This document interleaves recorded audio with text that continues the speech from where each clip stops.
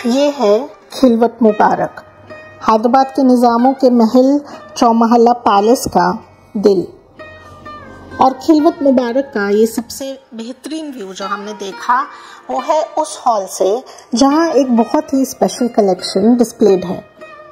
हैदराबाद के निज़ाम जो अपने खाने के शौक़ के लिए जाने जाते थे, उनके डाइनिंग हॉल में पूरी दुनिया के बेस्ट डिज़ाइनर्स की डिज़ाइन की हुई क्रॉकरी यूज़ में आती थी। आज उसी बेहतरीन कलेक्शन को देखने हम आए हैं चौमहला पैलेस। और ये चौमहला पैलेस का दरबार हॉल, इसकी शान है ये 19 नायाब बेल्जियन क्रिस्टल शैंडलियर्स। आज भी उन गौरवशाली दिनों की याद कायम है इस 19वीं सेंचुरी के महल में जो अपनी आर्किटेक्चरल ब्यूटी के लिए पूरी दुनिया में जाना जाता है। चौमहला पैलेस जो आसफ जाही डायनेस्टी की सीट थी और हैदराबाद के निज़ाम का ऑफिशियल रेजिडेंस था।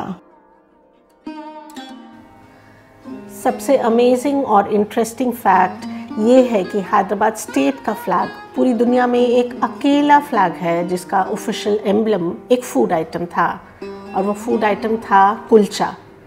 इसके पीछे की स्टोरी ये है कि आसफ जाह डायनेस्टी के फाउंडर मीर कमरुद्दीन जब अपने स्पिरिचुअल गुरु सूफ़ी हज़रत निज़ामुद्दीन औरंगाबादी से मिलने गए तो हज़रत निज़ामुद्दीन ने उनको 7 कुलचे एक पीले कपड़े में बांध कर दिए और ये भविष्यवाणी की कि वो एक दिन राजा बनेंगे और उनकी 7 पीढ़ियाँ डेक्कन पर राज करेंगी।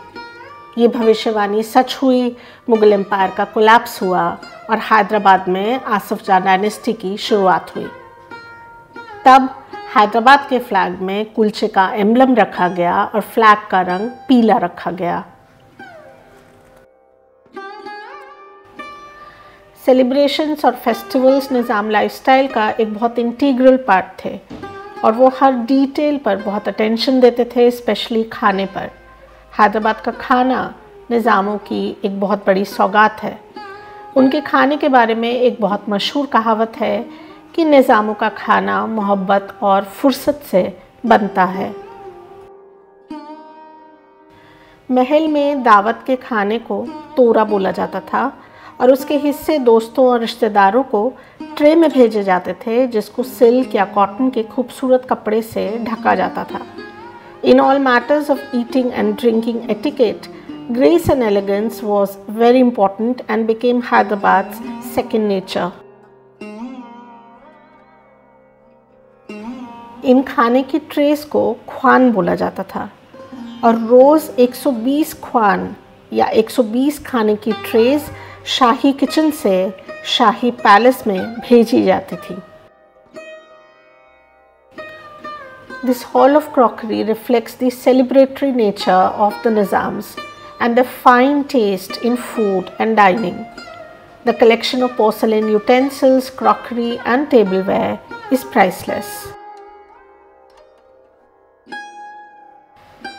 अगले एपिसोड में हम आपको ले चलेंगे चार मीनार और उसके आसपास की खूबसूरत और जगमगाती गलियों में।